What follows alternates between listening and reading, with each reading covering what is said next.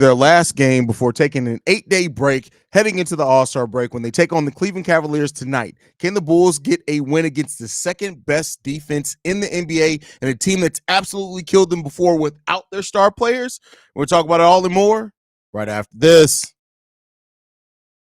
You are now tuned in to Chicago Bulls Central, your number one place for all Chicago Bulls news and content. I see red, I see red, I see red, I see red, yeah, I see red, I see red, I see red, I see.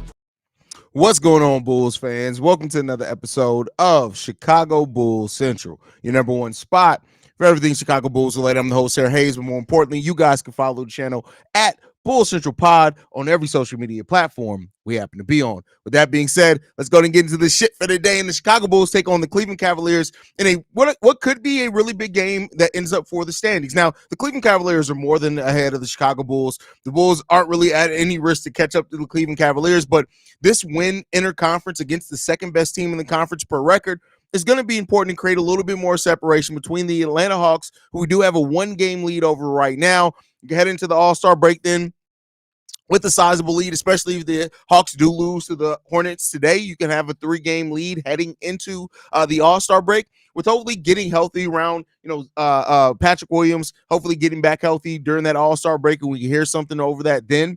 But this is going to be a game where the Bulls are going to have to really be on their P's and Q's.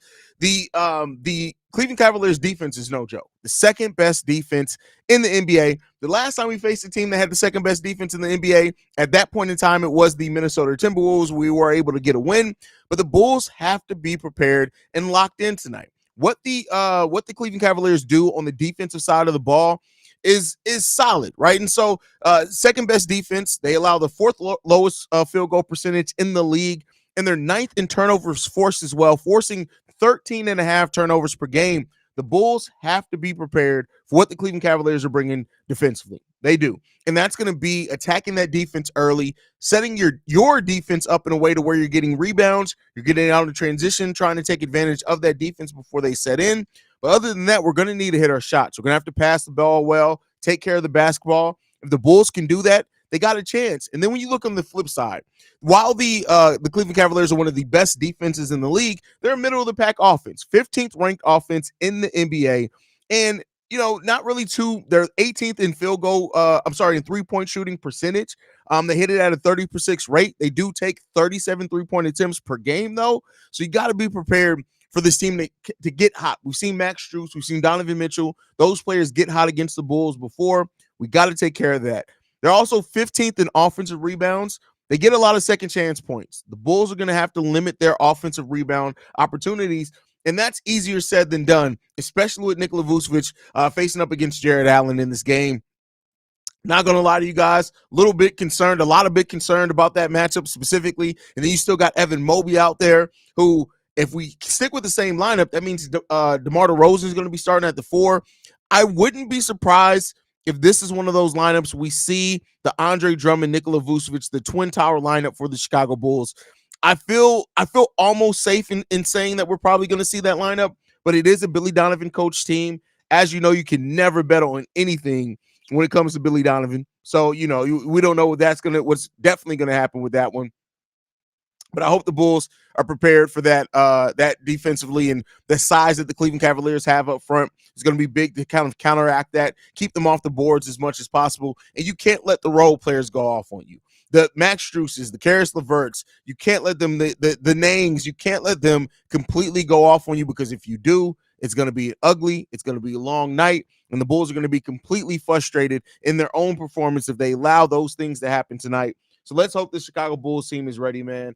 We know that they can fight with anybody, right? We've seen this Bulls team when they execute, when they're on, when they're playing as a team, they can really match wits with almost any team in the NBA. The bigger question around the team is, are they going to give that consistently? And you can't bet on that each and every night. So this is a tough matchup for the Bulls, and we'll see if they're up to the test, man. Let's hope that they are. But let's go ahead and get to some of your guys' comments and see how you guys are feeling so far on the night.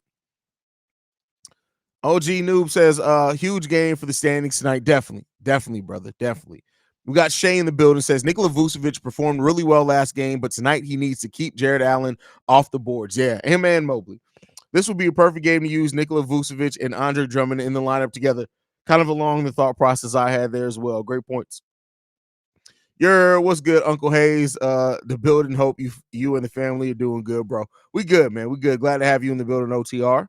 MC Season, one of the OGs here, says, "What's good, gang? Hope all is well today. We're doing mostly okay." Yo, CEO Haize, what's up? What's going on, Delbert? Glad to have you in the building as well. Bulls basketball, let's go. Go fuck the Cavs. Hey, listen, fuck the city of Cleveland as well.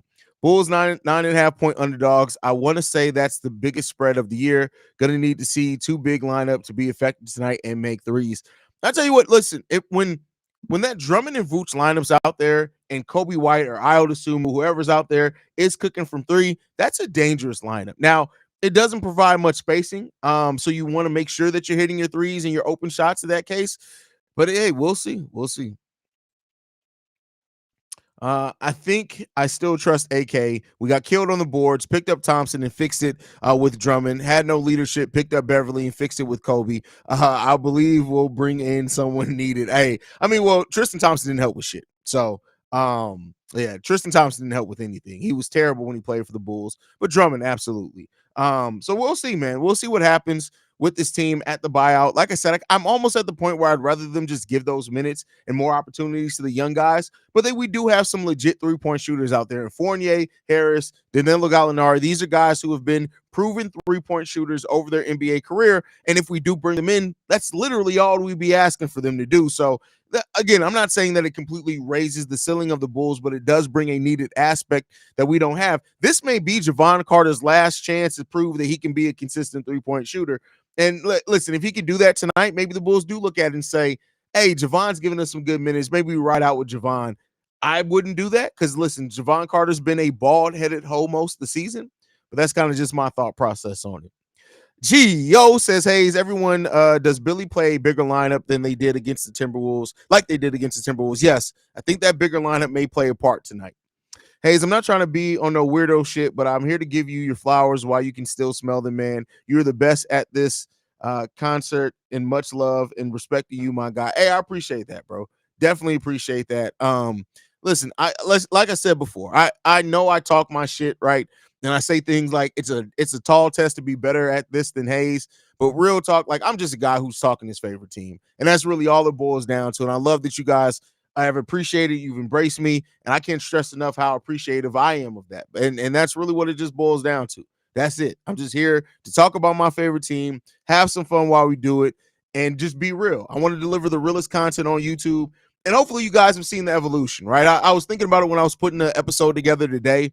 When I was looking up stats for the game. I remember when I used to do my pregame shows the day of games. I was like, yeah, the Bulls got to come in. They got to defend. I want to see 20 points from Zach LaVine. If we can get about another 15 from DeMar DeRozan and Nikola Vucevic each, we should be able to win this. And now I'm like breaking down analytics. Well, this team rebounds the ball at this rate. And this, it's just, I got into this because I was a fan of the team. And in this, it honestly has made me love basketball even more. And hopefully, man, you guys, I make basketball more enjoyable for you and watching Bulls games more enjoyable for you. Never am I the story, never am I the star, but I hope that we really continue to have fun, man. And we are, what is it now? 14 days away? What's the number? It's like 18 days, something like that. 16 days away from episode 1000. That's crazy. 1,000 straight days of doing this show is bananas, bro. That's crazy.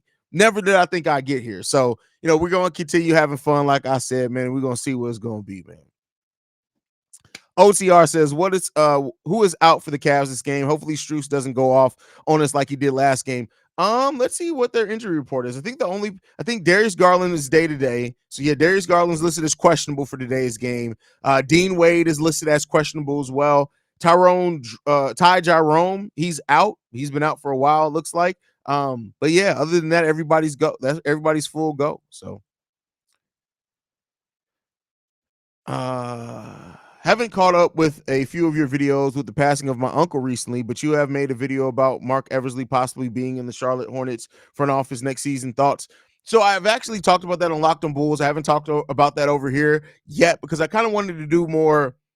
I'm doing some research on the way that I want to talk about it. It'll probably drop over this weekend. But I think Mark Eversley has actually been more instrumental in this team coming together than what we may initially thought through some of the things that I've seen. So we'll talk about that though. But yeah, we'll see, man. Listen, I think that it'll be a bigger loss than people think it will be. But as me and Pat kind of talked about over there, we cooked up a whole scenario. Here's the thing that I'm going to present you guys, right? And like I said, I'll flesh it out more on the video. But let's say Mark Eversley does leave. What if Billy Donovan moves up to the front office and then we actually get a new head coach? How would you guys feel about that?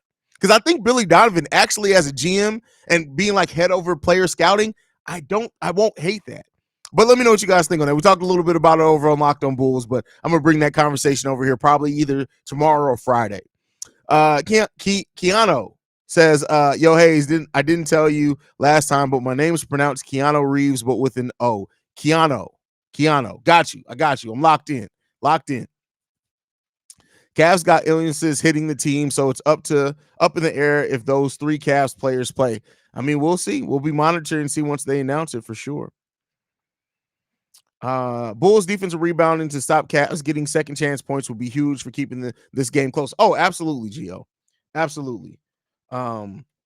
And yeah, let's hope that the Bulls are prepared for it, man. You got to have a game plan.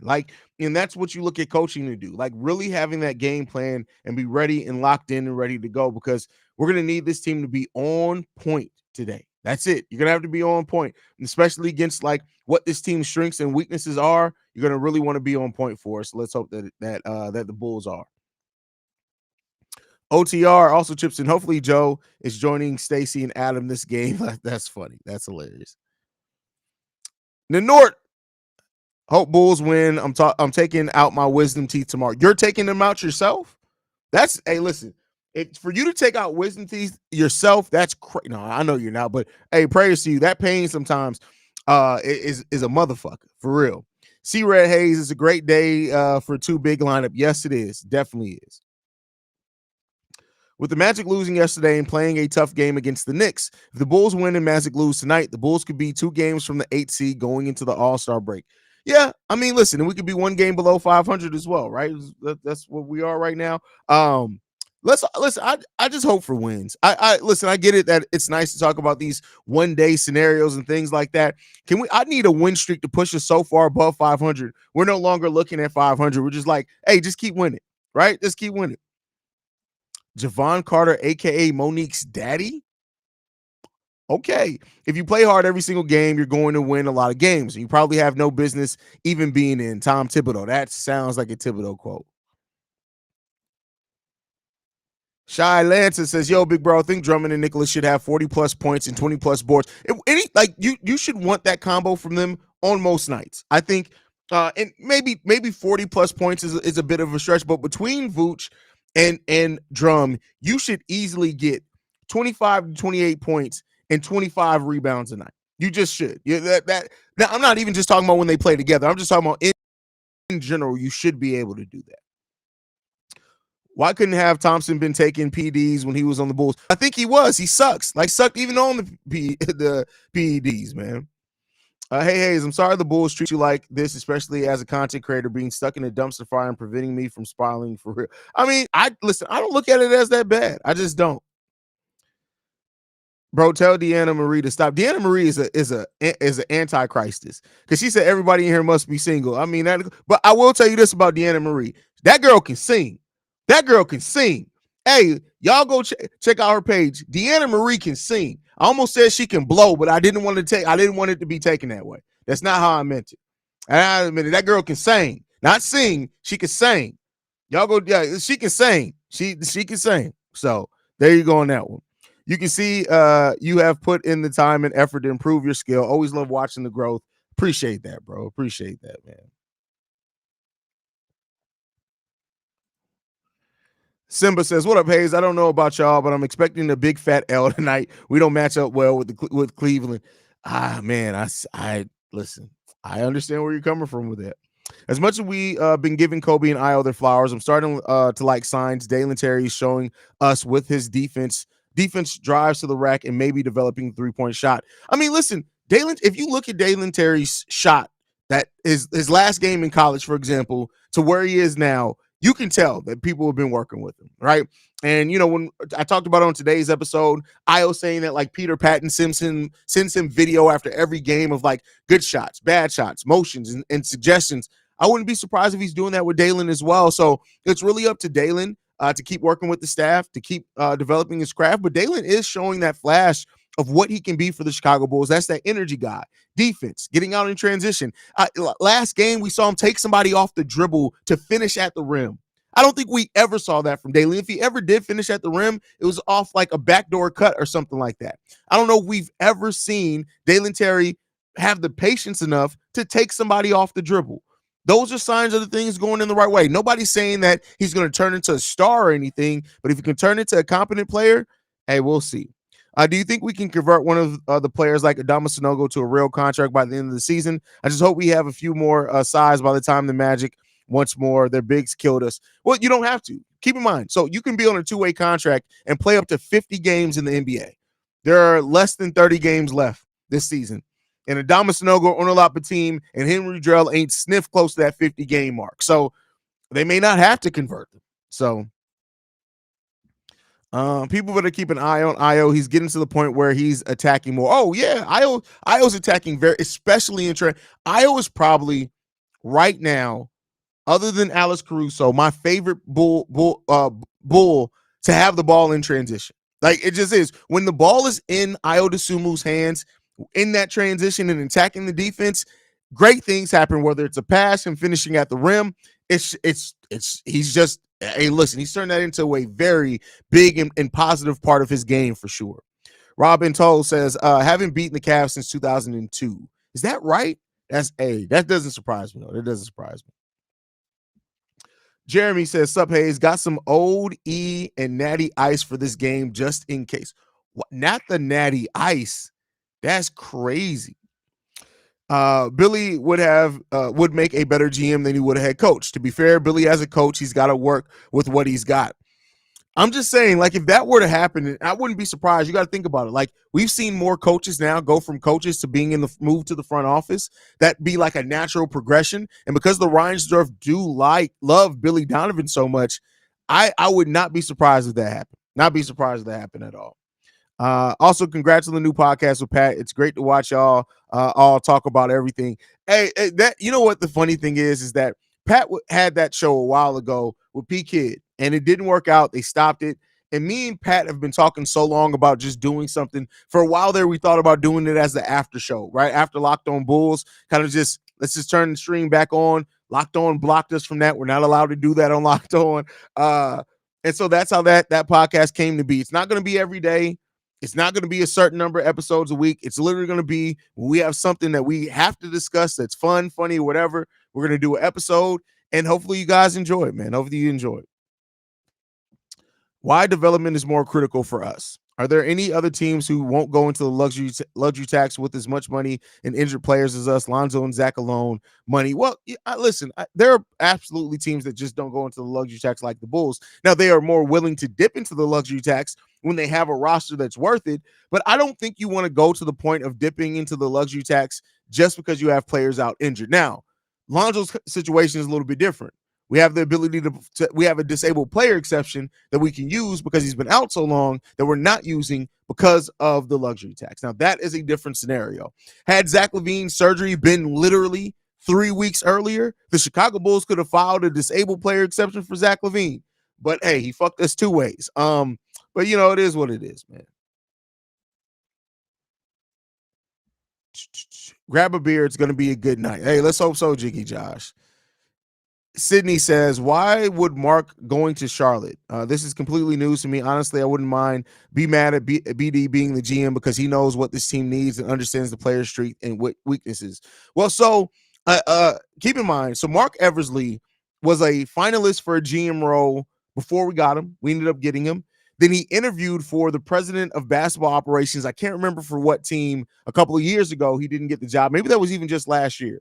So even though it's still another GM title for the Charlotte Hornets, it basically their GM title operates as a president of basketball operations. So technically would be a promotion. He'd get to run his own team. He'd get to basically be AK for the Charlotte Hornets. So He's one of the favorites on the list. They didn't say he was the favorite, but he is one of the favorites. So we'll see. It's completely possible that he may move on. Completely possible. Stop fouling Donovan Mitchell will be key too, and I hope the refs call a good game. See, that's the biggest part of that. Let's hope that the refs call a good game. It's just that they had such a great opportunity to retool and obtain some draft capital. You could still be competitive and have tradable picks to work with. No, you have none.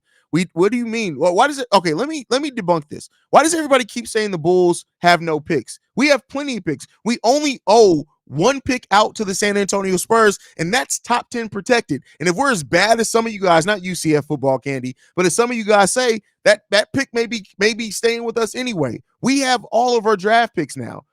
All the draft picks we owed out were paid. This narrative that the Bulls have no picks needs to stop. We have picks. We have picks. Get that in your head. We have, I'm not saying to you, just this isn't me coming at you, CF, but we have picks. And so because of that, that is maybe why. Now, if we were one of those teams that we didn't own any of our first round picks, they're all owed out due to protection, maybe the Bulls would have been more likely to. But you got to keep in mind, just because we say, hey, go out and trade these players for picks, that doesn't mean that the deals were necessarily out there. Now, reportedly, the Bulls could have gotten those 3 second-round picks for Andre Drummond, but, AK's had success in it, but something didn't materialize. Maybe they wanted another piece. Maybe they wanted some guarantees, something like that.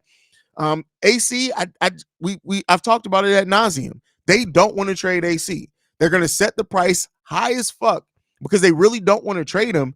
But then basically they're doing it to where if you agree to their terms, you're signing up to get fleeced.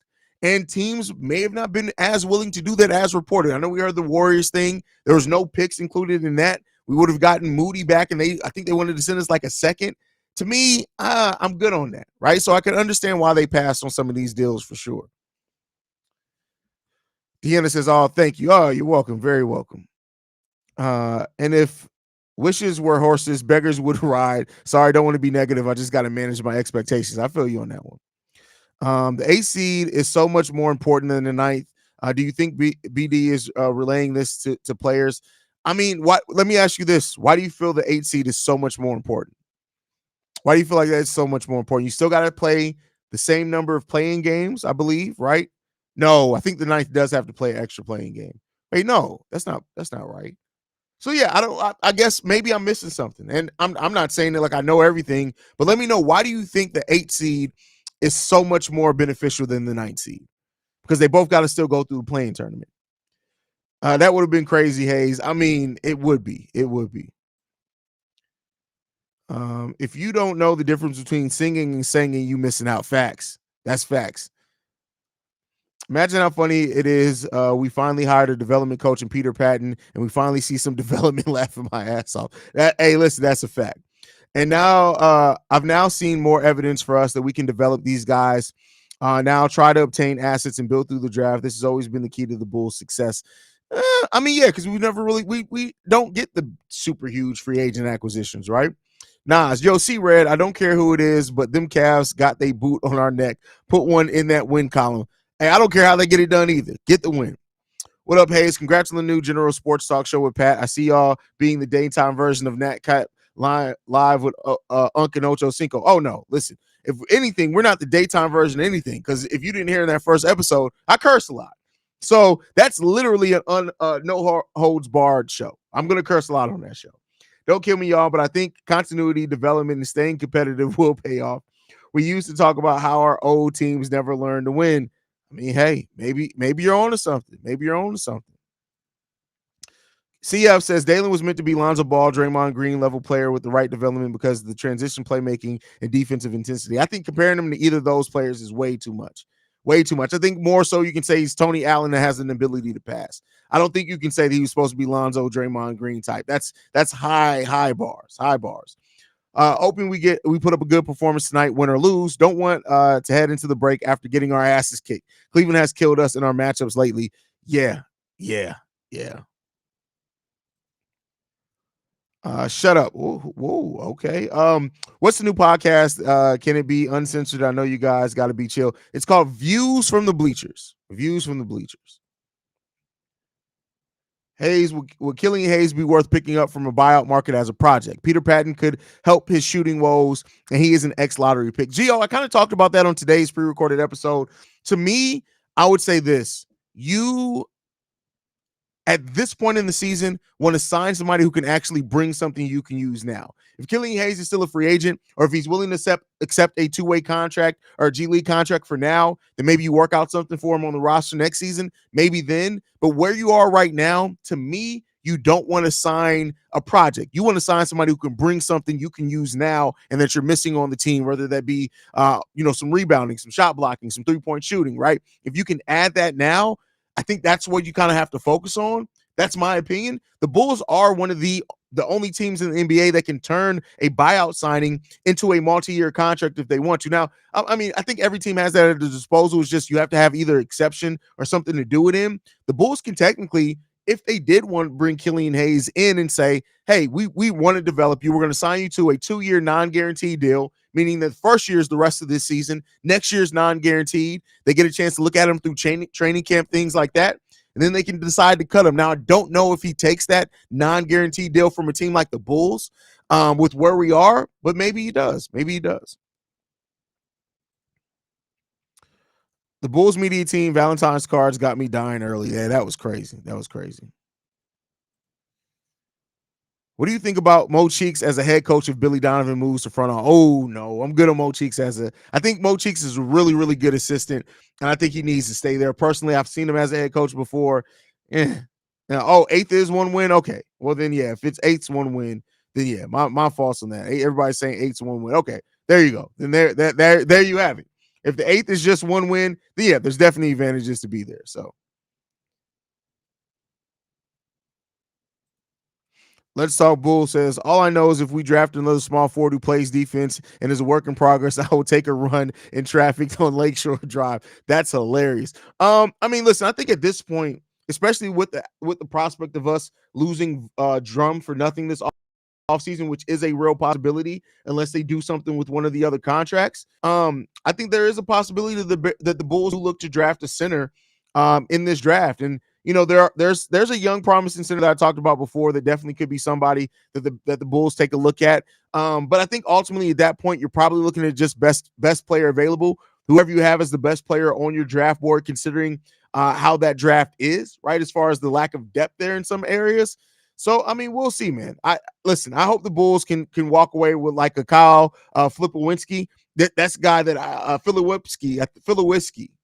Somebody told me how to pronounce it. I really like him, but if he's gone off the board, there are other guys as well. There are projects that the Bulls can look to take. So I'll be starting that draft coverage though shortly after. I've already started. I've gotten some tape on even foreign guys. I actually have a new place that I can get tape from. So I'm already starting my draft research in and out of games. And I'll probably actually be watching a lot of. There's a foreign guy in this draft that I've heard really, really good things about, but I haven't seen play myself yet.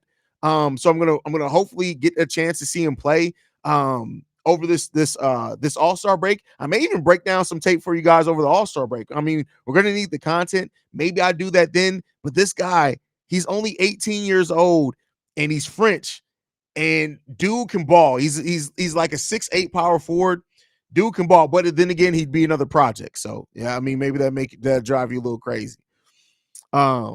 Random question, Bulls fan from way back, but stopped watching when they fired Tibbs. I'm confused about Zach LaVine. Does the fan base want him gone? Seems like an incredible player. Incredible, no. He's a really good scorer when he gets in rhythm, but he is terrible on defense. He has some basketball IQ things, but he's a really good player. You just have to build the roster to kind of mitigate some of his limitations. I think ultimately the fact that he requested a trade kind of turns the Bulls fans off, and the Bulls fans, I'm going to talk about us as a unit, not try to segregate us, but a lot of Bulls fans have this view of Zach, and they judge him by like if he was a generational star, and he's just not that. And so, that breeds some discontent and some disappointment from Bulls fans. So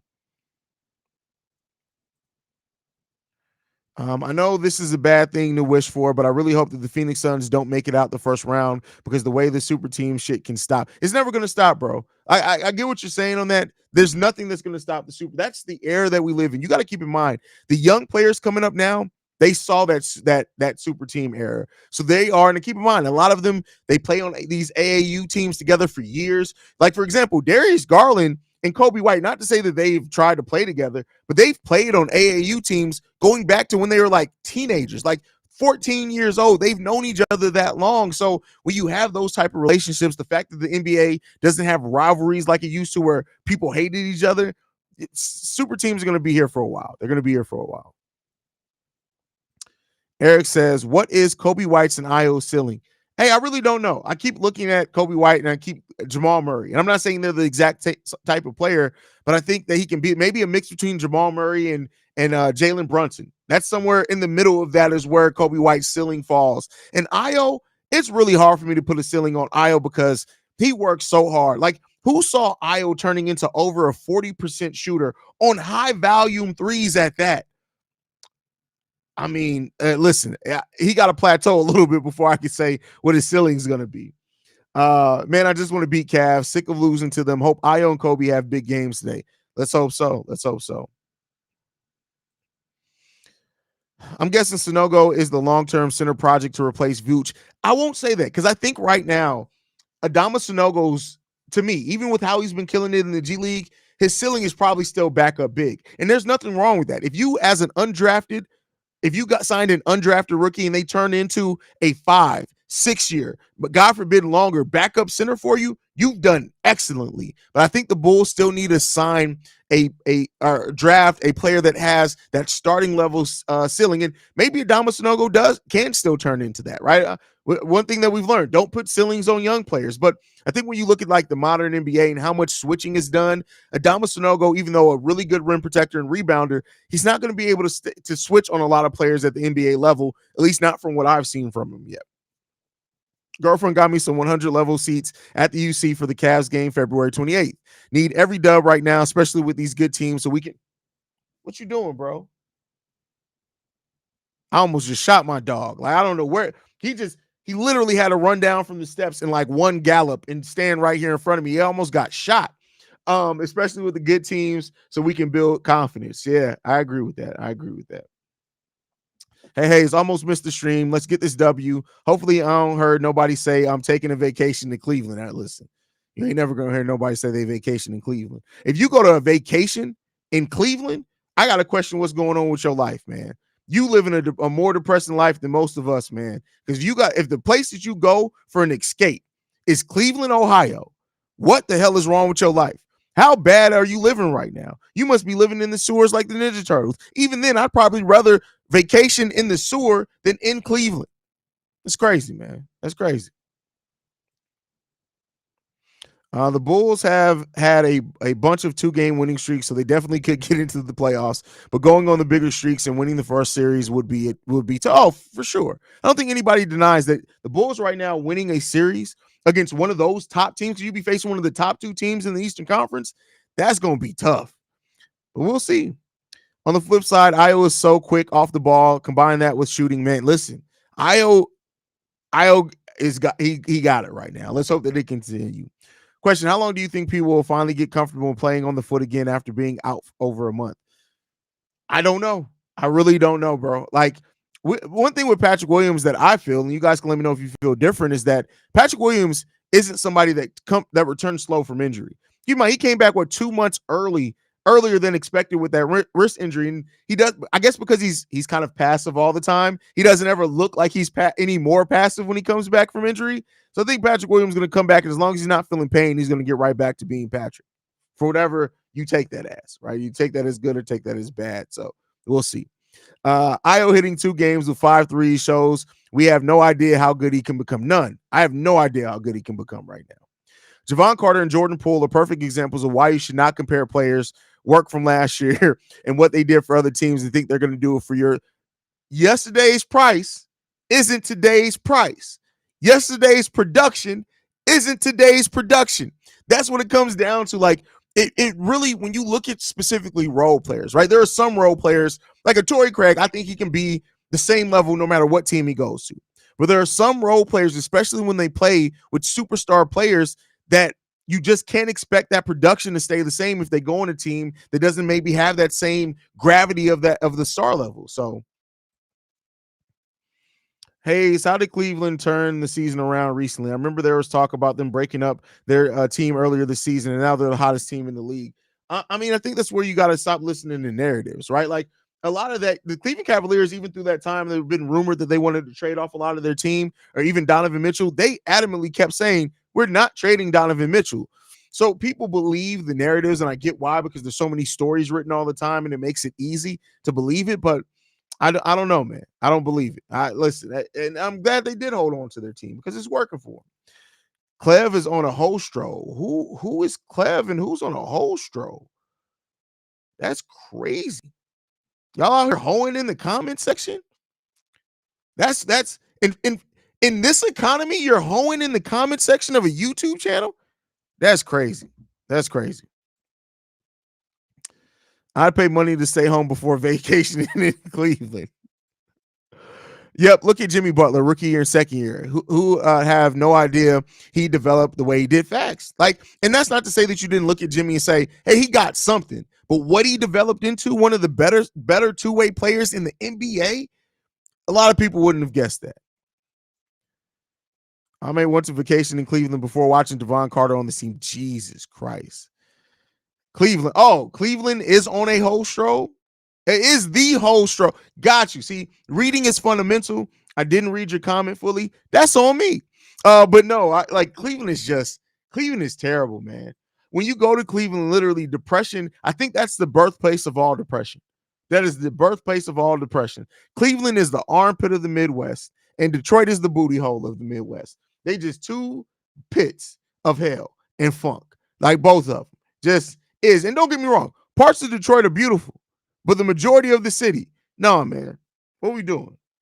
What we doing out here? Hey, gigolos are always, that's crazy. That's crazy. I'm glad that you're embracing the fact that you are indeed a career gigolo. I'm glad that you're embracing it.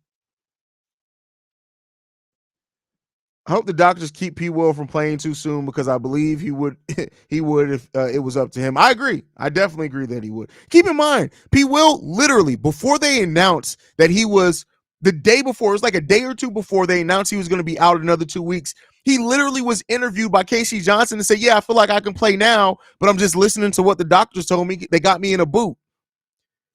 This, if you go and look P. Will's injury, this is an extremely painful injury. The fact that the dude was literally like, "Hey, put me back on the court. Why y'all got me in a boot? I'm good." I know people. I understand why people say P. Will's soft, but I think we got to find another word because P. Will ain't soft. He's not soft. He may be passive as hell, but he ain't soft, bro. Because that dude, listen, that's crazy. Has been playing well for the Celtics. I'm not even going to kill his name. Quota. As a young backup center, if Drummond leaves and AK is interested in bringing a young guy, he could rebound and block shots really well. Great show. Well, I think if they're going to do anybody like that, it will be giving Adama Sanogo some burn, but we'll see. Love the potential of Patrick, and he's young, but some of his game screams Kawhi Leonard to me. A lot of people say that. I can't say that I've seen that so much, but I get why people do say that. I live near Detroit and it's shit. That's crazy. Everything you just said is facts. That's why. Gary, Indiana, not exactly delightful either. Gary, but see, that's the thing though. Gary, Indiana, like when you hear Gary, Indiana, it literally makes you feel like, all right, yeah, that's probably going to be a bad place. Cleveland is different. Cleveland is supposed to be one of the better cities. It is one of the bigger cities in the Midwest, and it's terrible. It's trash. I can't wait until the third quarter to see so we can watch the game actually start. That's hilarious. They only had like 7 games in the last 19 versus teams over 500. I didn't know that. Okay.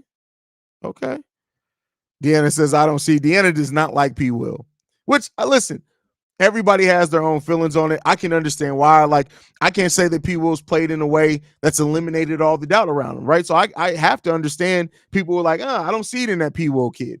And that's due to his own game, right? I don't agree, but I understand, right? That I definitely understand where you're coming from. I just don't agree with you. And I think those are two very different things. And so I can understand completely where you're coming from and why you're saying that about P. Will.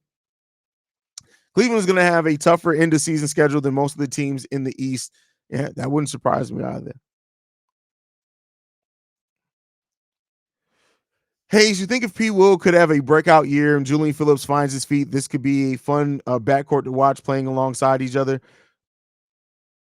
Well, Pete Will and Julian Phillips play in the front court, but unless you're talking about them helping add something to the backcourt that we have now, um, but I mean, it could definitely be fun when you look at like Pete Will and Julian Phillips. If that is what you're talking about, those are two versatile, switchable bigs that can both shoot. They can stretch the ball some. It theoretically you can see where the skill set overlaps. The thing is that these players got to learn how to bring it actually on the court for a while. So let's see if they can. Let's see if they can do it. Every time you got some meth heads asking for cigarettes, and if they every time you go out, if they ain't asking for a cig, they trying to rob you. That's crazy. That's crazy.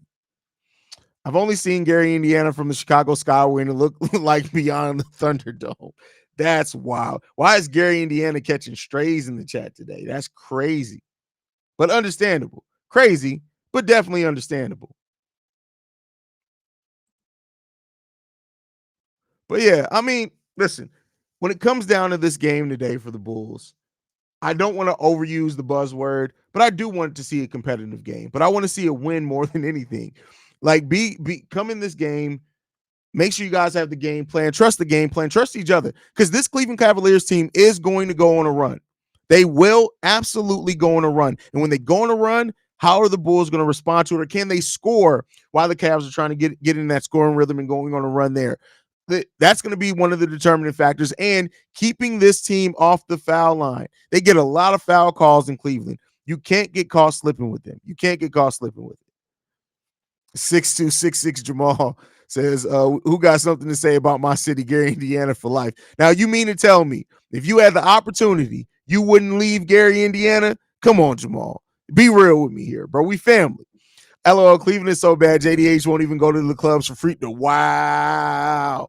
That's crazy.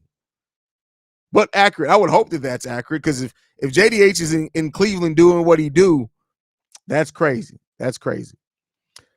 Terry's potential is everything that I wanted Chandler Hutchinson to be, potential to be. You know what? Going back to that, you are absolutely right. I really did see what type of player that Hutch could have turned into, right? My first memory of Detroit is driving through the city, and a guy just popped out onto the highway, and my dad had to swerve. I think I was 10-ish. Definitely thought Detroit was the Thunderdome. That's crazy. That's wild. That's wild. That's crazy.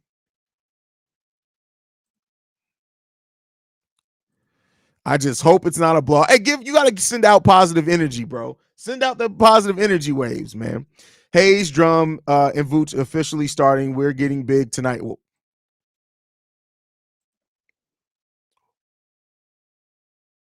Why'd you go with that bar? Why'd you go with that bar? I just really want to know, why is that the bar you decided to go with on that?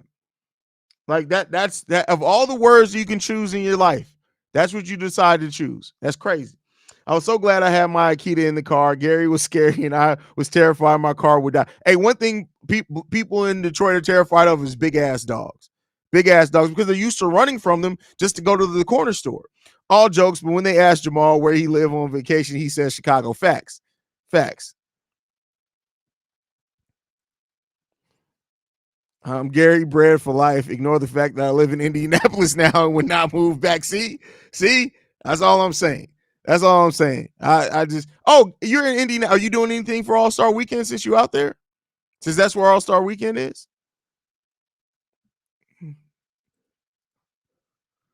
We getting big tonight. Make me feel all right. That's crazy. That's crazy. Where are you guys seeing the starting lineup at? Because they haven't released it on Twitter yet, and I'm never calling it X. Never.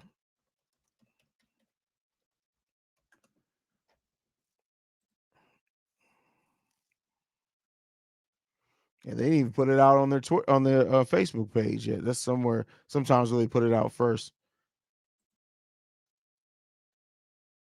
There we go. Yep. 11 seconds ago. Kobe White, Ayo Dosunmu, DeMar DeRozan, Nikola Vucevic, and Andre Drummond. Let's see. Hey, I guarantee over or under one Nikola Vucevic pelvic thrust today, because that's the unofficial victory flag for the Chicago Bulls. If Nikola Vucevic dunks on somebody and does the pelvic thrust against them, you might as well lock in the win. We're undefeated in games where Nikola Vucevic pelvic thrust at.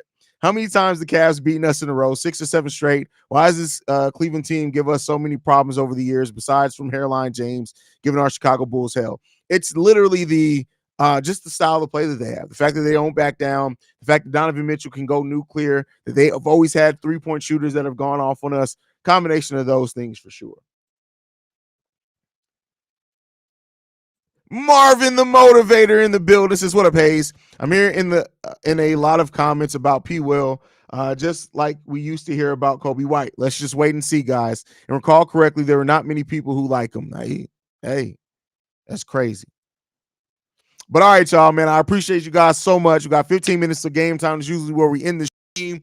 Make sure you guys stay tuned in. Hit the subscribe button if you're not subscribed to the channel. We're the only truly daily Chicago Bulls channel on all of YouTube every single day, 7 days a week. We're dropping episodes. Head towards 1,000 straight episodes. We also have a goal of getting to 20,000 subscribers by the end of the season. Make sure you guys hit that subscribe button if you're not subscribed. But like I like to end everything on, go Bulls. Love you guys. See red if you can, y'all.